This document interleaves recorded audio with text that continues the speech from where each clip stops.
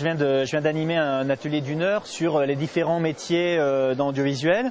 Donc j'avais des étudiants plutôt intéressés sur schématiquement qu'est-ce qu'on peut faire comme métier dans l'audiovisuel, combien on gagne, qu'est-ce qu'il faut comme formation pour y arriver. Donc j'ai trouvé ça assez intéressant. J'ai pu présenter les différentes possibilités, que ce soit pour des métiers artistiques, des métiers techniques, parler des différentes formations qui existent. Alors ça a été bien évidemment aussi intéressant pour nous parce qu'on a pu mettre en avant aussi notre formation dont on est fier, le MBA de production audiovisuelle de l'ESG. Voilà, donc je trouve qu'en 1 heure, ça permet de répondre aux questions des étudiants, d'avoir une proximité qu'on n'a pas toujours. Ils se sentent libres de poser leurs questions. On n'est pas comme dans un cours ou dans un grand amphi, dans une discussion très institutionnelle ou très pédagogique où on explique où on expose un cours et puis où ils ont leur réponse. Là, ce qui était bien, c'est qu'ils pouvaient interagir tout de suite. Effectivement, nous, le MBA de production audiovisuelle, on est présent chaque année. Je trouve que l'originalité de ce salon, c'est effectivement de proposer justement le salon des meilleurs 3e cycles. En termes de retombées, c'est bien pour nous parce qu'on a des étudiants qui viennent et qui sont vraiment motivés par rapport peut-être à d'autres salons parisiens où on a des étudiants qui viennent plus voir pour se faire une idée, qui ne savent pas forcément toujours ce qu'ils veulent faire. Là, généralement, on a des étudiants qui ont déjà un bac+4, qui viennent chercher un bac+5, mais qui ont une idée très précise de ce qu'ils veulent et ce qu'ils attendent. Donc, on a moins de monde que dans un grand salon type le Salon européen de l'éducation, mais par contre, on a une population de gens vraiment qui savent exactement ce qu'ils souhaitent et donc ça correspond mieux à nos attentes. Pour nous, effectivement, les classements SMBG sont attendus et sont relativement importants parce que quand on recrute chaque année, on se rend compte que bien souvent quand même, les étudiants quand ils viennent chez nous, quand ils envoient un dossier, c'est parce qu'ils nous ont vus dans le classement SMBG. Donc ce classement, que ça soit dans sa version papier ou dans sa version internet, est je pense important. Il n'y a pas beaucoup de classements et à ma connaissance, je crois que c'est un des seuls qui fait un classement comme ça spécifique au 3e cycle. Donc voilà, pour nous c'est quelque chose d'important. Alors c'est vrai qu'on vient d'apprendre aujourd'hui que le MBA de production audiovisuelle était premier au classement SMBG, donc première formation dans une catégorie qui est assez large, le management des médias.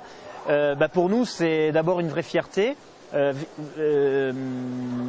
vrai une vraie satisfaction, fierté pour nos étudiants parce que c'est grâce à nos étudiants, grâce à notre corps enseignant, je pense qu'on doit ce résultat. C'est un impact fort, c'est vrai qu'on s'est battu pour, c'était notre objectif.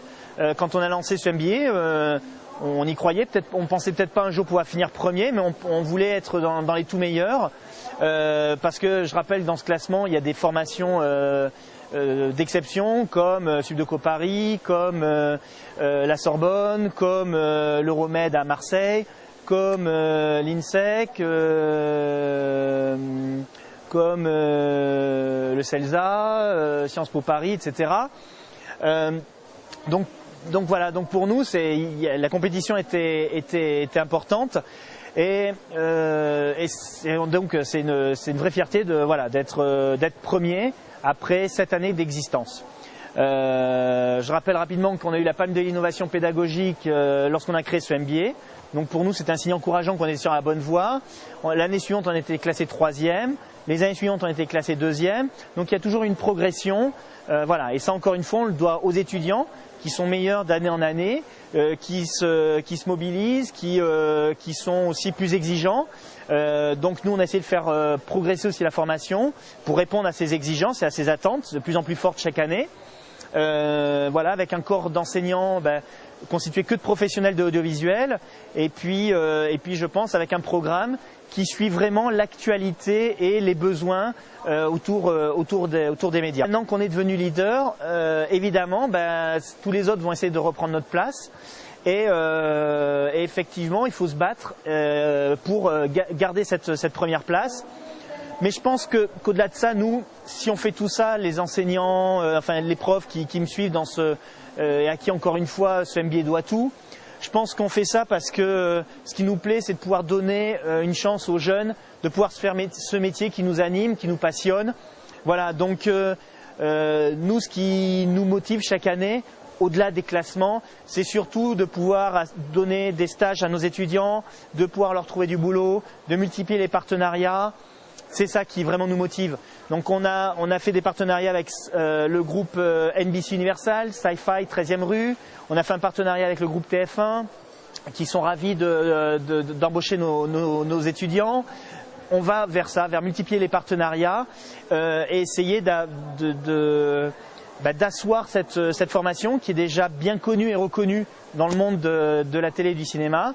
Et puis je dirais que l'ambition pour nous maintenant, c'est peut-être d'essayer de passer des partenariats aussi avec d'autres formations à l'étranger, en Europe ou aux États-Unis.